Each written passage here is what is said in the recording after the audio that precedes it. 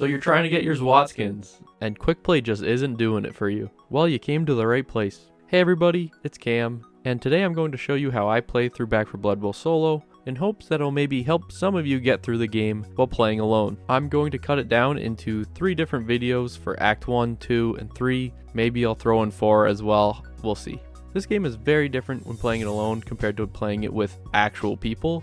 So there's a few different strategies that I like to use, and honestly, once you know what you're doing, playing this game solo with the bots becomes a little less terrible. Typically, when making a deck for Back 4 Blood, you have a few different things to think about, such as trauma damage, ammo scarcity, your health, equipment, and dealing damage. But when you're playing this game alone, you actually can throw out a few of these things. Trauma damage is no longer a big deal, because you can guarantee you are always going to get the free use out of those health cabinets. Running out of ammo is also no longer an issue, because the bots will always drop ammo for you when you're getting low. Healing efficiency also doesn't matter, because once again, the bots will heal you every once in a while. The only thing we really have to worry about now is dealing damage and equipment use. When playing solo, you are the only person that will ever be picking up anything, such as barbed wire and toolkits, so this becomes kind of an issue, but don't worry about it, because we have strategies. So this is the deck I used. You don't need to use exactly this deck, but do keep in mind the things I said. You are mainly focused on dealing damage and collecting equipment.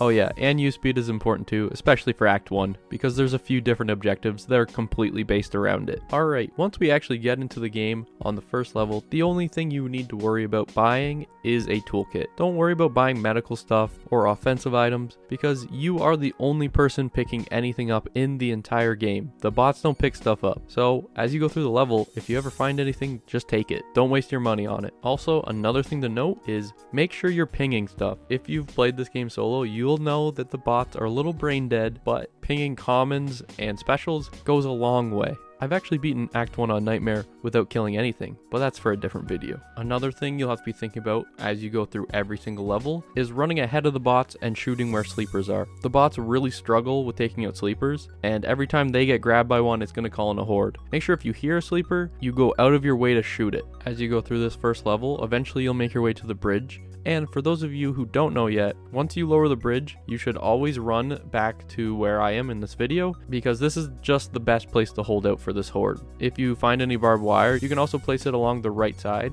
That is the only path that any specials or ridden can come along, so it's good to place the barbed wire there to slow them down. If you do manage to find a second toolkit, you could also use the toolkit to lower the bridge, and then a horde won't be spawned at all. Another really good thing to do is while you're playing solo, if you ever find a gas can or a propane tank, you should be moving it into choke points. Nobody else is going to move it, and it's better to have it ready and never use it than to need it and it's actually sitting in the back room completely useless to you. Past the bridge, make sure you open up the toolkit room and always ping health stations whenever you find them. The bots will use them on a cooldown, so every time you get to a healing station, ping it so the bots can heal up and restore 1 life, meaning they can go down again, because the bots are gonna go down a lot.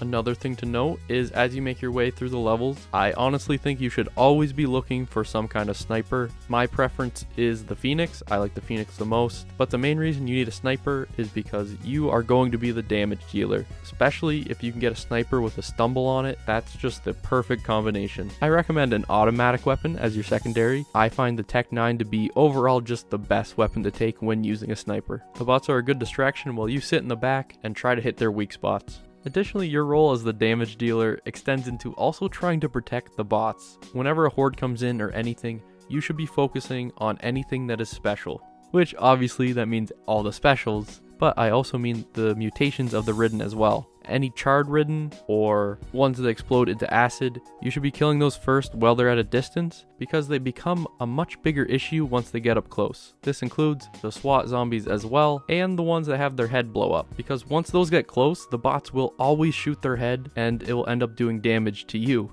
Once you make your way outside, you can loot around if you want to, if you're feeling confident. The bots tend to find every single sleeper there is outside, so that's up to you. If you want to guarantee you're making it through this mission, you can just run towards the safe room and then loot the 2 rooms on the right as you make your way there, because then you're close to the safe room, so if anything goes wrong, just run. Moving on to Tunnel of Blood, this level is the reason I took offensive upgrades very early in the deck. Once that ogre spawns in, you have to try and nuke it with your grenades because the bots like to run towards it and get insta-downed by it, and it's so annoying. So I recommend buying grenades, throwing them down, buying a pipe bomb. Take the pipe bomb with you while you run down and spawn in the ogre, then run back and throw the pipe bomb to distract the horde as you make your way back. Then run underneath the balcony, pick up your grenades, and start chucking them at the ogre. At this point, all you need to do is get it below half health, and then it's gonna run away. If you would rather not do this, the alternative is taking just one pipe bomb and then just running into the tunnel, throwing the pipe bomb so that distracts everything, and then running all the way into the one door. That way the ogre will just go away. Once you make your way to the other side of the tunnel, the ogre will spawn back in. If you don't want to deal with it, you can actually just run all the way back to the start of the level and the ogre will despawn and you don't have to deal with it at all. But if today you're choosing violence, you should sit within the tunnel so the ogre can't grab you and then just start blasting. Just make sure you stand far enough back so that none of the bots wander ahead and get grabbed. Now we're on the Pain Train, and I will tell you this is the hardest level to do in Act 1 with the bots. For some reason, towards the end of this level, the bots always die. But before we get there, make sure you buy a toolkit, as you should be doing in most levels, and open up the toolkit room. This is always good because that means an extra healing station that all your bots can use and you can use once for free. Plus, the toolkit room, especially towards the start of the level, is a great place to hold out. Another big thing with playing this game in general is moving forward and clearing out the ridden. For the most part, after you've cleared out ridden in an area, they won't spawn back in, other than hordes. So if you clear out an area, you're pretty safe to go back and start looting stuff you left behind, and really all you're going to run into is roaming specials. This is also a level where you need to make a decision within the deck. If you get a boss mutation where a breaker is going to spawn on this level, I recommend taking more accessory damage. That way you can try to nuke it with your grenades, but if you do not get a boss mutation, then you can take one of the other cards. I found Inspiring Sacrifice was especially useful for this one because the bots are going to die, as I said. As you make your way into the swamp, try to stay to the left side of it. I think the left side is just the better side because you'll stay out of the water. Once you're in the water, your move speed is lowered, so we want to stay out of the water as much as possible. You can also find some extra cards and attachments possibly up around these tents, so it's just a good place to go check.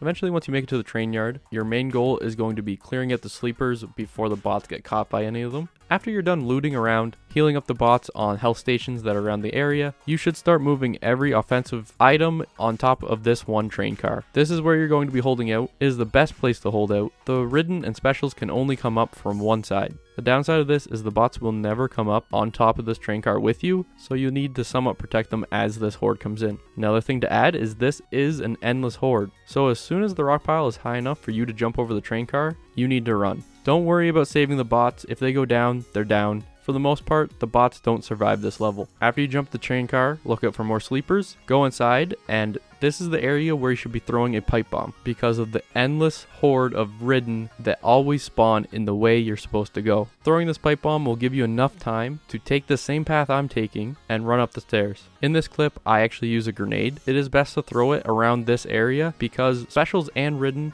tend to spawn around this one corner and they can mess you up. Once you get past this level, I swear to you, the rest of the game is pretty easy. And I'm not trying to trick you. I am not great at this game, and I died a few times on this level. And this is where I'm going to tell you another little trick. When playing solo offline, if you leave the game before you die, it doesn't use one of your continues. This is huge. Now, if you leave the game before you die, you will have endless attempts to finish the level, which will make things a little less frustrating. If you do end up getting a little frustrated with this level, make sure you take a Plants vs. Zombies break like I did. Now we're on to the crossing. For this level, you should be buying either a pipe bomb or firecrackers. Probably just buy firecrackers. You just need them as a distraction so you can run across the bridge a little easier. Also buy one toolkit. There's always the toolkit room in the starting area. Very easy to get to. And that also means you have access to 2 free uses of a health station in this first area. So you should be back to full health before you have to run across the bridge. After looting the entire first area, shoot the propane tank and throw your firecrackers so you can run across the the bridge. After getting to the rally point, set up the minigun and start clearing out the choke point between the bridge and the boat until there is nothing there. Once the coast is finally clear, take the bomb, run onto the boat, and take the same path I take. There is a faster path where you jump over the side of the boat from the top all the way to the bottom, but you take a lot of damage, and overall I just don't think it's worth it. After you place the bomb, technically you have an entire minute to loot, but I would recommend using this minute to get off the boat. Sometimes on your way out you'll run into a tall boy that's completely blocking a set of stairs, so you really don't want to be wasting time getting out of there.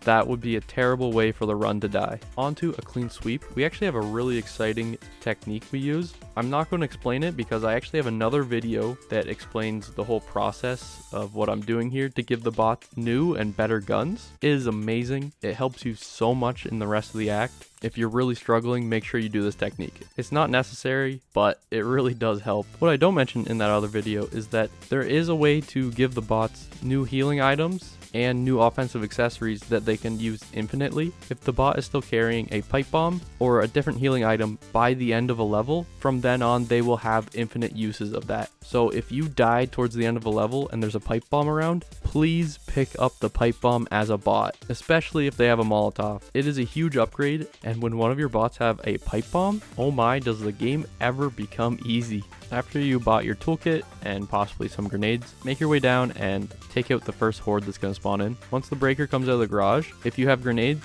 we are already set up to throw our grenades at the breaker and take out most of its health, and then you can easily dodge it around the gas pumps, which is also a perfect spot because the people on the roof will be shooting the breaker as well. Moving to the next area, make sure you shoot all the sleepers in the alleyway, and then we get to the spot where you have to press the button. Clear out the entire parking lot first, looting as you go, and if you find some barbed wire, it's nice to put it by the front door of this place. Also, it's nice to have one grenade left to throw in here to kill all the hawkers that are going to spawn after you press this button. There's usually around 3 of them that come to the garage door as it's opening, so one grenade to take them all out is really nice. Once you get into this place, as fast as you can, start taking down the people off the walls because they will also help you fight. So for every survivor you get off the wall, the level becomes even easier. Onto bookworms, your main priority should be killing the sleepers before any of the bots get hit by one, because you really do not want to be calling in extra hordes in this one. After you get all the windows boarded up is when you should start looting the library because it is much safer afterwards. If you find more healing items than you can carry and you're missing some health, just use it. You have nobody to answer to and nobody else can carry those things, so you might as well heal yourself up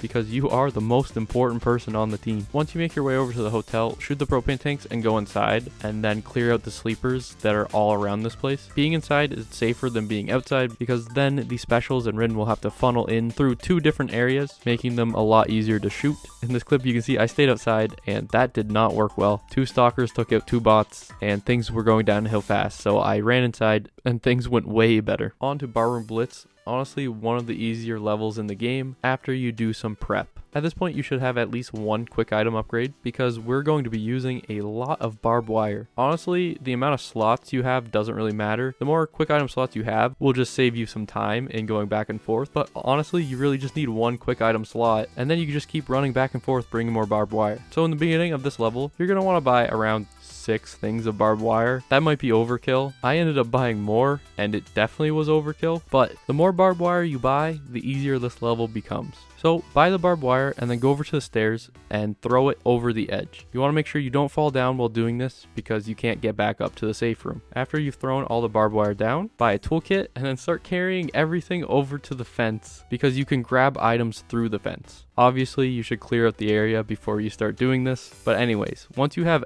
everything along the fence, you can jump over and then start grabbing it through the fence and setting up the barbed wire inside the bar. You can open up the tool room and then you'll have a health station at the ready if you ever need it. Once you have all your barbed wire set up all around the bar, start the jukebox and then sit on top of it. And just like that, this level becomes insanely easy. On to special delivery. If you want to kill the bots, take their money, switch their weapons, this is a good level to do it on because after you open the safe room door, you're still safe until you open the second door. Once you get into the level, just clear out the area, loot around. And my biggest tip for this level is don't look specifically for the container. Look for the flashlight. The flashlight on the ground will always point towards where the container is, and the flashlight is so much easier to spot. Now we're on to the diner. Another level that becomes insanely easy if you take enough barbed wire. The hardest part of this level is actually the starting part, because you'll need to call in probably 3 hordes, but before leaving the safe room, you should be buying a bunch of barbed wire, as much as you want. The more, the better. Once you think you've bought enough barbed wire, head over to the safe room, clearing out the area as you go, as always.